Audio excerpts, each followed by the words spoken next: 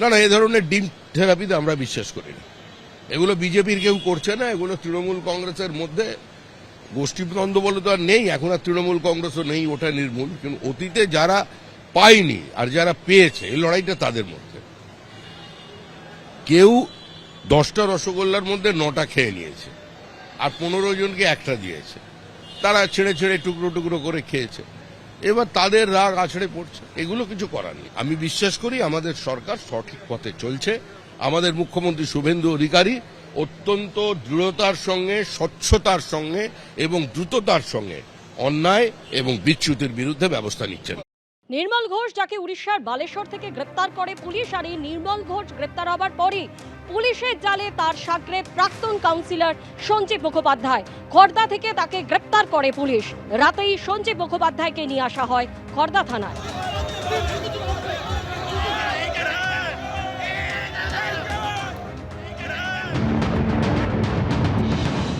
দেখা যাচ্ছে সঞ্জীব মুখোপাধ্যায়কে বার করা হচ্ছে। দেখা যাচ্ছে সঞ্জীব মুখোপাধ্যায়কে বার করা হলো। ডিম ছোড়া হচ্ছে সঞ্জীব মুখোপাধ্যায়কে উদ্দেশ্য করে। দেখা যাচ্ছে ডিম ছোড়া হচ্ছে। তাকে আমরা প্রশ্ন করেছিলাম, কোনো প্রশ্নের উত্তর তিনি কিন্তু দিলেন না। অন্য দুজন অভিযুক্তর সাথে কিন্তু সঞ্জীব মুখার্জিকে বার করা হলো। বাইরে যে পরিমাণ মব জমে আছে, সেই মব যাতে কোনো অপ্রীতিকর ঘটনা না ঘটায়, সেটাতে কিন্তু তদন্তকারীরা চাইছেন বা পুলিশ চাইছে যে সেটাকে সুনিশ্চিত করতে, যাতে কোনো রকম বিক্ষোভ না দেখানো। এবং সেই কারণে একটা স্ট্র্যাটেজি আমরা কি দেখলাম, যে অন্য 3 জন অভিযুক্তর সাথে তৃতীয় অভিযুক্ত হিসেবে আচমকাই বার করা হলো সঞ্জীব মুখোপাধ্যায়কে। এবং সঞ্জীব মুখোপাধ্যায়কে যখন প্রিজন ভ্যানে তোলা হচ্ছিল, তখন তাকে উদ্দেশ্য করে কিন্তু ডিম ছোড়া হলো, তাকে উদ্দেশ্য করে কিন্তু স্লোগান হলো।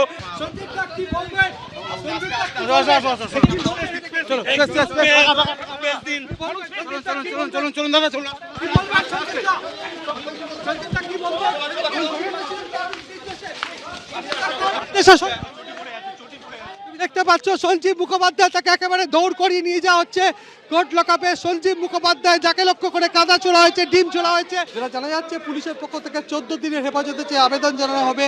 এখনো পর্যন্ত অপর এক অভিযুক্ত সোমনাথ দে, তার খোঁজ চালানো হচ্ছে। না না, এ ধরনের ডিম থেরাপিতে আমরা বিশ্বাস করি না।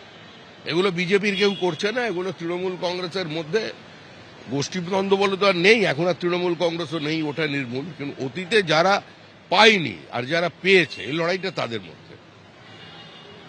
কেউ 10টা রসগোল্লার মধ্যে 9টা খেয়ে নিয়েছে আর 15 জনকে একটা দিয়েছে, তারা ছেড়ে ছেড়ে টুকরো টুকরো করে খেয়েছে, এবার তাদের রাগ আছড়ে পড়ছে। এগুলো কিছু করার নেই। আমি বিশ্বাস করি আমাদের সরকার সঠিক পথে চলছে। আমাদের মুখ্যমন্ত্রী শুভেন্দু অধিকারী অত্যন্ত দৃঢ়তার সঙ্গে, স্বচ্ছতার সঙ্গে এবং দ্রুততার সঙ্গে অন্যায় এবং বিচ্যুতির বিরুদ্ধে ব্যবস্থা নিচ্ছেন। নির্মল ঘোষের গ্রেফতারি নিয়ে আমি কোনো মন্তব্য করব না। Law will take its own course. Nirmal Ghosh বা কেউ ধরা পড়েছেন, তারা এবং তাদের আইনজীবীরা যা বলার বলবেন। কোনো অবস্থাতে আমি এখানে কোনো মন্তব্য করব না। কিন্তু যে পদ্ধতিতে এই ডিম এবং পুলিশ কাস্টাডিতে থাকা অ্যাকিউজদের উপর অর্গানাইজড আক্রমণ চলছে, এটা হতে পারে না। পুলিশ এটা কি করে অ্যালাউ করছে? যাকে অ্যারেস্ট করা হয়েছে তিনি কিন্তু এখনো প্রমাণিত কোনো দোষী নন, যে ব্যক্তি হতে পারে। তাকে পুলিশ কাস্টাডিতে আছে। পুলিশ তো পোজ দিয়ে ছবি ডিম মারার ব্যবস্থা করে দিচ্ছে, সামনেটা সরিয়ে দিচ্ছে। ওই সরকারি প্রেমিসেসের মধ্যে লোক ঢুকে দাঁড়িয়ে ডিম মারছে, পুলিশের গায়েও ডিম লাগছে। এটা কোন কালচার হচ্ছে? এবিপি আনন্দ, এগিয়ে থাকে, এগিয়ে রাখে।